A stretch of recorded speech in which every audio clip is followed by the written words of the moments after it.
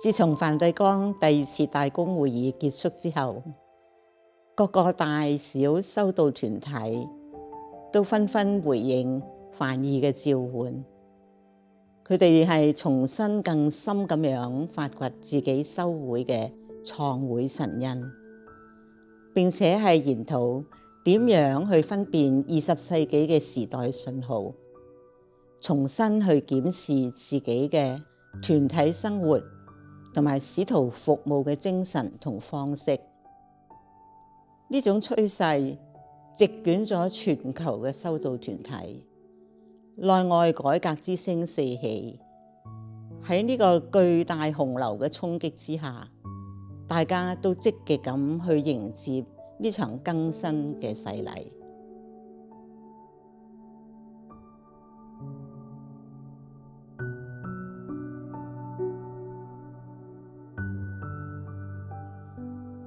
追溯喺1997年以前，本會就一直再次去更深咁樣發掘自己創會嘅神恩同獨特嘅靈修觀，經歷咗幾屆修會會員大會，並且係經過修女們嘅集體探索同埋反思，最後喺2005年嘅修女手冊中，簡潔而明朗地將本會嘅獨特靈修精神同使命成為咗文字。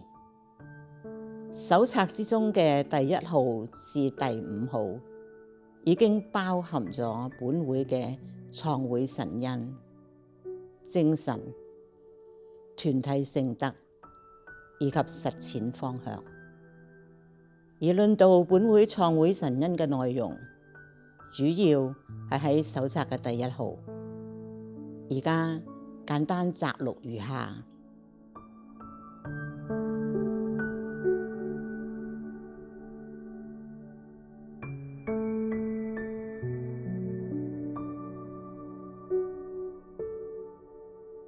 本會定名為耶穌寶血女修會，簡稱寶血女修會或者寶血會。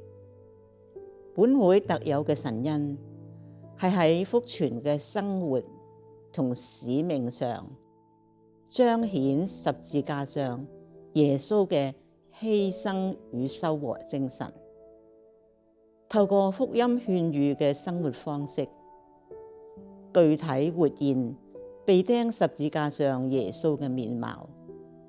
佢自我空虛，流盡寶血，勇敢咁承擔，全然交託，無限接納，以達天地人共融合一嘅境界。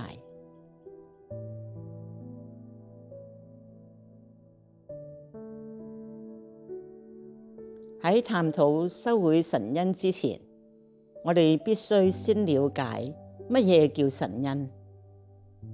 呢個講解嘅主題係包括咗6部分嘅。第1部分係解釋乜嘢係神恩。第2部分係講乜嘢係修會嘅神恩。第3部分係討論寶血會嘅神恩同十字架靈修觀。第4部分係講解犧牲同修和嘅具體內容係啲乜嘢。第5部分係講十字架靈修同祈禱同埋修德嘅特色。最後嗰部分第6部分係講十字架靈修同聖母瑪利亞嘅關係。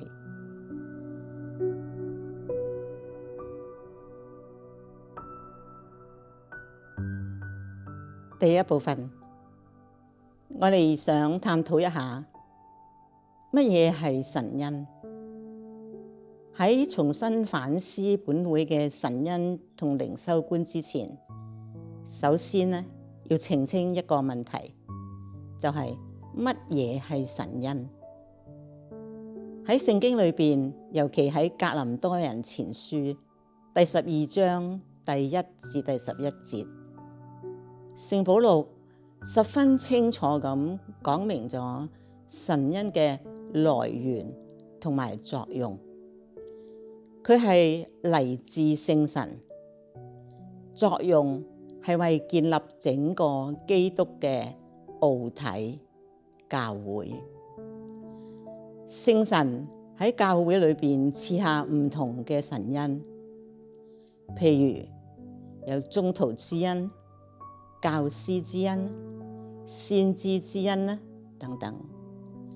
佢哋雖然有區別，但係都有共同嘅作用同埋目標。神恩會透過實踐而更明朗，而發展，但係佢亦都會褪色嘅，亦都會淡化，亦都會變得含糊。但係無論如何，神恩係唔會消滅嘅。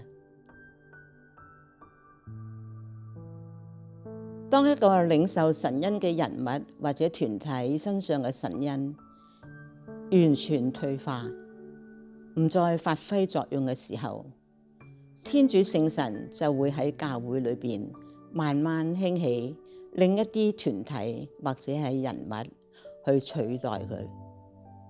例如舊約嘅選民以色列就係一個實例，因為伊民並冇達到佢哋嘅使命，所以呢，天主就興起咗一個新嘅子民去取代佢，使佢發揮咗選民嘅作用。另外，神恩係一個嚟自聖神嘅特殊恩賜，佢係開放嘅，唔係封閉嘅，所以佢可以分享，而且喺分享中更形豐富。